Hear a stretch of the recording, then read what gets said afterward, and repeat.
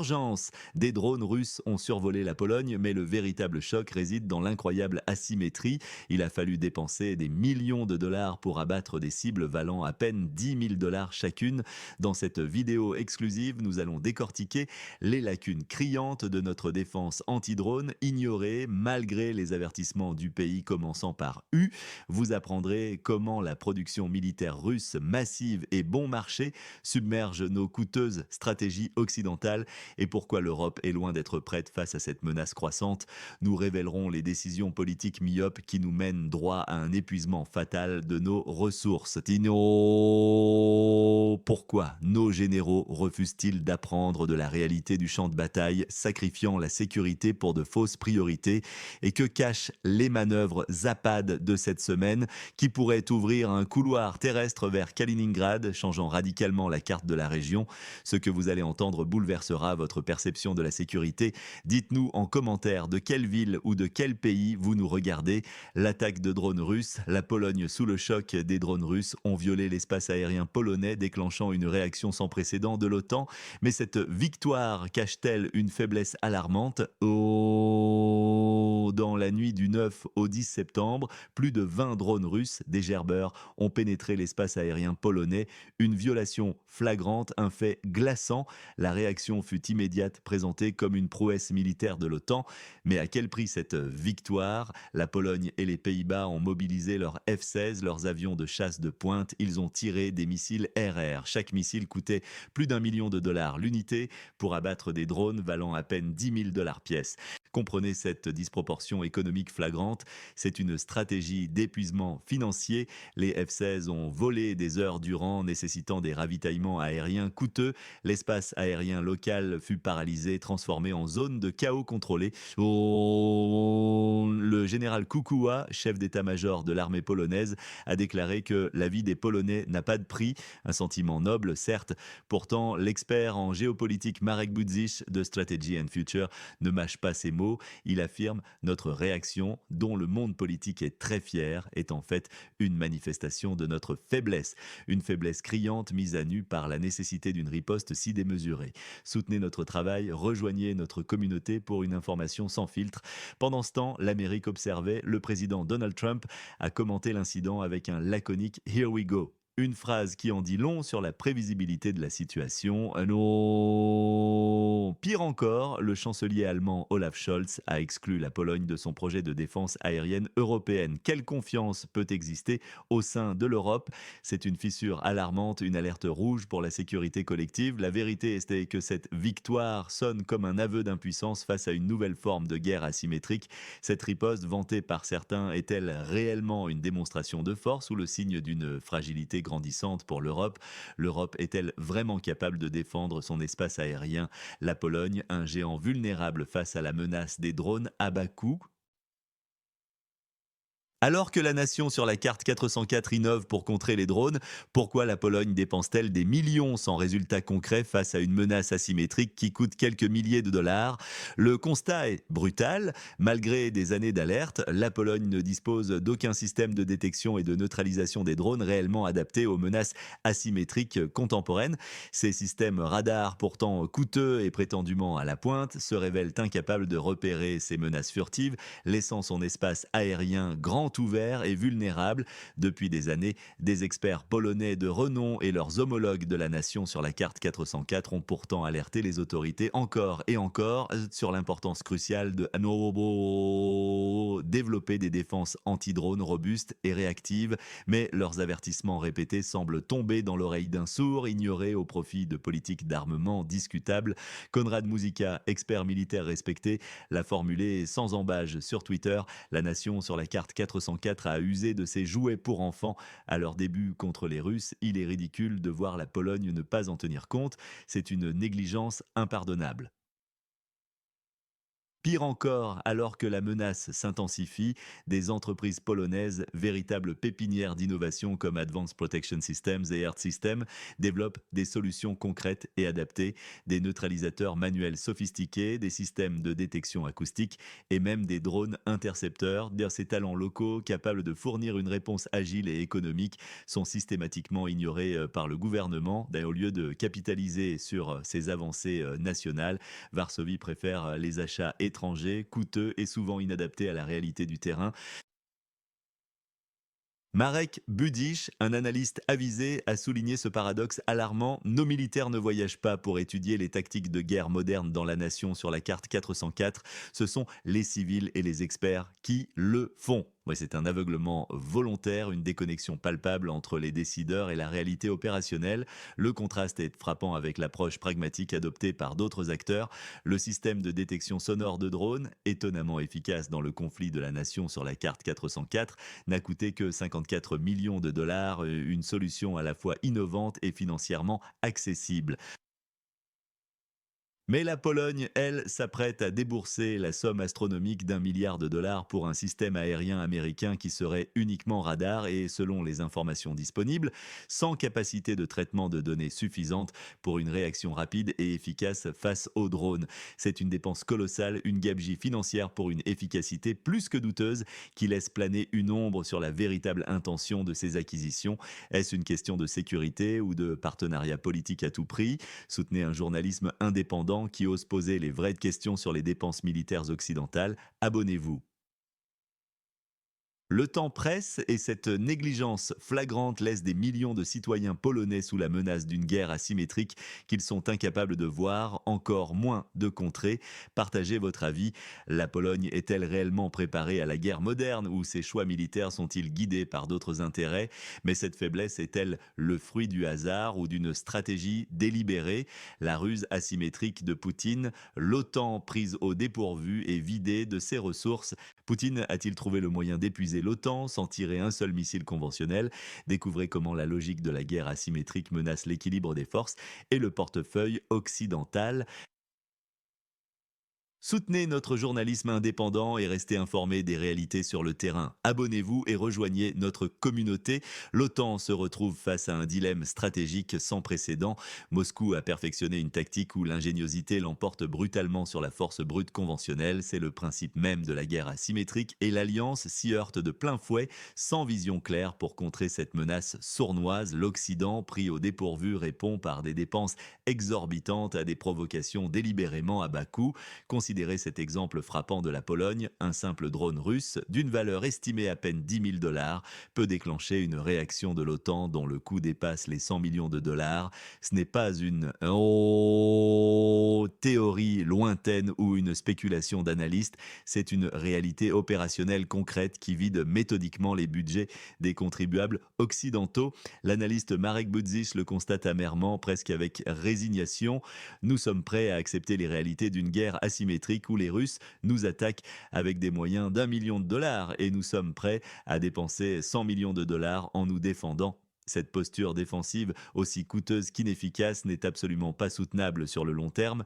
Elle épuise méthodiquement les ressources occidentales sans même qu'un seul coup de feu conventionnel ne soit échangé directement. La Russie n'a pas besoin de déployer des divisions entières pour provoquer une crise majeure. Pensez aux exercices militaires Zapad en Biélorussie, ce ne sont pas de simples manœuvres d'entraînement de routine, ces simulations ouvrent la voie à la création potentielle et très concrète d'un corridor terrestre stratégique vers Kaliningrad. Cette préparation logistique détaillée et menaçante pourrait très facilement servir de prétexte parfait pour des provocations ciblées, imprévues et déstabilisantes, jetant le chaos sans avertissement et testant la capacité de réaction de l'Alliance. La réaction de l'OTAN est déjà dictée par la panique, non par une stratégie réfléchie. Regardez la Pologne, la fermeture précipitée et coûteuse de son espace aérien et de passages frontaliers essentiels, y compris des liaisons ferroviaires vitales avec la Chine, face à de simples drones russes. N'est-ce pas la preuve incontestable d'une impréparation profonde, d'une fragilité intrinsèque et d'une pure panique qui paralyse la prise de décision? C'est un aveu de vulnérabilité criant aux yeux du monde, un signal de faiblesse envoyé directement à Moscou. Pendant ce temps, les États-Unis, conscients de la fragilité grandissante et des besoins critiques de leurs alliés européens, retiennent pourtant de plus en plus leurs systèmes de défense les plus sophistiqués pour leur propre usage interne. Cette rétention affaiblit de manière critique la position déjà précaire des pays européens, les laissant encore plus exposés et moins capables de se défendre seuls. Oh, la ruse de Moscou est désormais d'une clarté effrayante, exploiter la moindre faille avec une efficacité redoutable, transformant la prudence en paralysie. Marek Budzych l'aperçut avec justesse et clairvoyance. Poutine pourrait facilement nous provoquer à une réaction inadéquate. L'OTAN se vide de ses ressources matériellement et financièrement face à une stratégie minimaliste de provocation constante. Chaque euro dépensé dans cette danse asymétrique est un euro qui ne renforce pas la défense réelle, mais qui finance la spirale de l'épuisement. C'est un piège brillant où l'ennemi se saigne à blanc lui-même. L'Alliance est entraînée dans une spirale infernale où chaque réaction coûteuse la rapproche un peu plus de l'épuisement total. Partagez votre avis. L'OTAN peut-elle vraiment gagner cette guerre d'usure asymétrique? Mais si cette approche est si risquée, pourquoi l'OTAN hésite-t-elle à s'adapter? L'illusion de la défense européenne, combien coûtera notre tranquillité? L'Europe peut-elle vraiment se défendre seule face à la Russie? Les chiffres sur la production de missiles révèlent une vérité effrayante, un déséquilibre qui menace la sécurité de tous. Plongé sans attendre dans les statistiques comparatives de production militaire, il faut comprendre la grave asymétrie entre la Russie et l'OTAN. C'est crucial pour saisir pourquoi la défense européenne est un mirage. La Russie, elle, produit massivement, sans relâche. Chaque année, elle assemble environ 2000 missiles de croisière. À cela s'ajoute un millier de missiles balistiques. C'est un total stupéfiant de 3000 projectiles par an. Imaginez la puissance de feu déployée. L'OTAN, en comparaison directe, est à la traîne dangereusement. Ces usines fabriquent entre 600 et 700 missiles intercepteurs par an, à peine. C'est un déséquilibre flagrant. Le rapport est de 1 contre 4, une disproportion claire en faveur de la Russie. Cette réalité évo brutale. La production de drones russes est également ahurissante. 30 000 unités comme les gérants ont été produites l'année dernière. L'objectif pour cette année est encore plus ambitieux, atteindre 300 000 unités. C'est une capacité qui submerge les défenses de l'OTAN. Aucun système occidental ne peut espérer y faire face de manière adéquate. Partagez cette analyse avec ceux qui croient encore au mythe de la défense occidentale. L'OTAN manque de tout, c'est une évidence. Elle n'a pas assez de pilotes de F-16. Ses systèmes, comme l'Iron Dome, sont insuffisants face à une telle masse. Cette menace est massive et asymétrique. L'Europe est mal préparée, incroyablement vulnérable. L'amiral Bauer, ancien chef du comité militaire de l'OTAN, l'a dit sans détour. Il a affirmé avec une honnêteté glaçante: si la Russie attaque l'Estonie, l'OTAN ne commencera pas une guerre pour cela. C'est un aveu lourd de conséquences. L'expert Fabian Hoffman de l'Université d'Oslo confirme ce constat. Il observe que les États-Unis retiennent de plus en plus leur système de défense pour eux seuls. La protection américaine s'éloigne, se retire. Certains alliés européens proposent bien leur aide. Les Pays-Bas, le Royaume-Uni, la Suède, la République tchèque sont prêts, mais les États-Unis hésitent. Ils ne veulent pas d'engagement direct. Le partage de leurs ressources, même avec la Pologne, semble désormais exclu. La solidarité promise est mise à rude épreuve. Elle s'effrite. L'Europe est-elle vraiment prête à payer le prix de cette illusion coûteuse de sécurité et de tranquillité? Quel avenir pour la défense européenne sans une réelle capacité d'autonomie stratégique? Alors, que doit faire la Pologne pour s'assurer une véritable sécurité et ne plus compter sur des alliés hésitants dont les engagements s'avèrent illusoires? La réponse est dans notre prochain dossier exclusif. Restez connectés pour découvrir les stratégies inavouées, la souveraineté perdue. Pourquoi la Pologne refuse de se défendre? Des talents locaux ignorés, des alliés fuyants et une diplomatie passive. La Pologne est-elle condamnée à l'impuissance stratégique face aux menaces croissantes? Le complexe militaro-industriel polonais est asphyxié, étranglé par une politique d'appel d'offres qui privilégie systématiquement l'étranger. Les entreprises israéliennes, allemandes et américaines empochent les contrats juteux. Nos propres ingénieurs, nos propres usines sont laissés sur le carreau. Les politiciens polonais, dans une quête aveugle de sécurité perçue, préfèrent l'achat de systèmes américains hors de prix. Pourquoi? Pour éviter tout risque associé aux innovations locales, aux solutions imaginées ici même ou à celles proposées par un voisin occidental. C'est une peur paralysante de l'autonomie. Marek Budzich, un observateur avisé, le martèle: nos politiciens gèrent notre sécurité avec une pensée à court terme et un manque de vision stratégique. C'est une vérité cinglante. Cette approche mène la Pologne à une impasse militaire. La nation manque cruellement d'une stratégie de punition, cette capacité essentielle à dissuader un agresseur par la menace de représailles insupportables. Au lieu de cela, elle s'accroche désespérément à une misérable stratégie d'interdiction, un simple déni par le déni qui se révèle être à la fois coûteux, profondément inefficace et surtout lamentablement insuffisant face à la réalité des menaces modernes. C'est comme brandir un bouclier rouillé sans jamais oser dégainer l'épée. Oh, Budzich le prédit avec une certitude glaçante: le compte économique des forces engagées et des coûts, contrairement à ce que dit le général Kukua, sera présent dans la pensée de nos politiciens et par conséquent dans la pensée de nos militaires. Mais cet économisme est une trahison manifeste de la sécurité nationale. Les citoyens polonais sont purement et simplement abandonnés, sans la moindre directive claire, sans la moindre préparation tangible en cas d'attaque réelle. La prétendue défense civile est une vaste farce, une blague de mauvais goût calibrée uniquement pour les inondations ou les incendies de forêt, jamais pour la brutalité insoutenable d'un conflit armé moderne. Il n'y a aucune préparation adéquate, aucune formation d'urgence digne de ce nom pour les populations, aucune infrastructure de protection civile pensée pour la guerre. C'est une omission criminelle de la part des élites dirigeantes. Le peuple polonais est ainsi délibérément laissé en pâture à l'incertitude la plus totale, un désarroi profond et angoissant, une anxiété qui ronge les esprits. Ne manquez pas notre prochain briefing sur les véritables coûts humains et stratégiques de cette dépendance militaire mortifère. Cette passivité calculée, cette abdication totale de la souveraineté militaire n'est rien d'autre qu'une trahison silencieuse et abjecte du peuple polonais, le laissant entièrement vulnérable et absolument sans défense face aux tempêtes géopolitiques qui s'annoncent avec une fureur implacable. Quel est votre avis, vos analyses personnelles sur cette stratégie défensive de la Pologne, ou plus justement sur l'absence totale et alarmante de celle-ci? Partagez vos pensées argumentées ci-dessous. Le débat est non seulement vital, il est absolument urgent pour l'avenir de la nation. Mais quel est le prix humain, le prix inestimable de la vie de chaque citoyen, le véritable coût de cette passivité polonaise qui rime avec l'impuissance et l'abandon? Les Polonais face à la réalité, un réveil brutal après l'illusion de sécurité, la prophétie d'une guerre civile aux États-Unis, la passivité de la population polonaise et le ça ira bien fataliste. Le conflit dans le nord du Pricernomorje est un coup de semonce ignoré pour une vérité sans filtre sur les crises mondiales. Abonnez-vous maintenant et soutenez notre travail. Le gouvernement polonais a choisi la voie de la facilité, celle du déni total. Au lieu d'affronter une réalité géopolitique de plus en plus menaçante, il a préféré bercer ses citoyens d'illusions, répétant inlassablement un mantra dangereux: tout va bien. Cette complaisance n'est pas seulement irresponsable, elle est une catastrophe annoncée.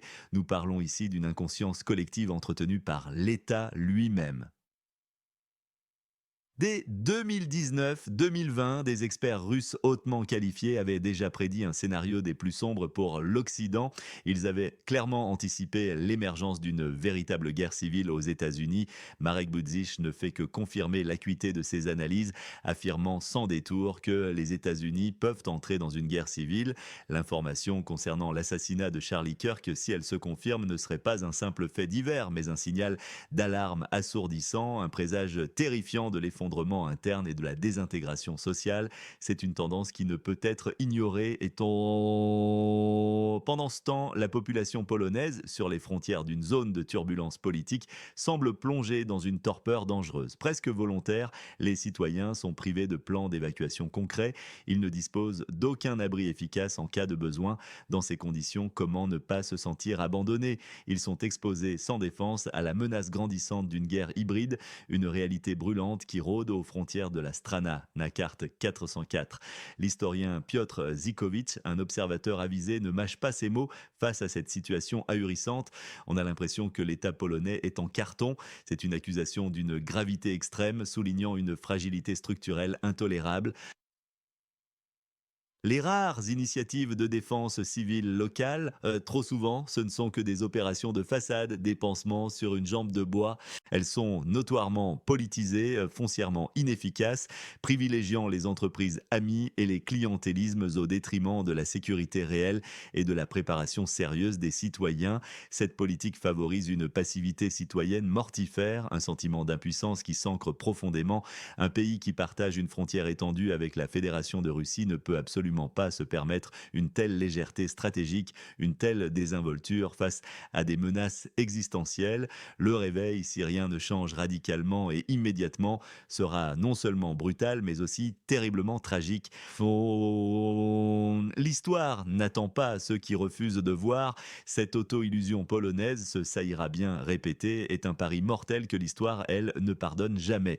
Pensez-vous que votre gouvernement vous prépare réellement ou vous endort-il dans une fausse sécurité, vous laissant seul face à l'inévitable? Mais le tableau est loin d'être complet. Restez connectés pour notre prochaine analyse explosive des manœuvres Zapad et découvrez ce qu'elles signifient vraiment pour l'avenir de l'Europe.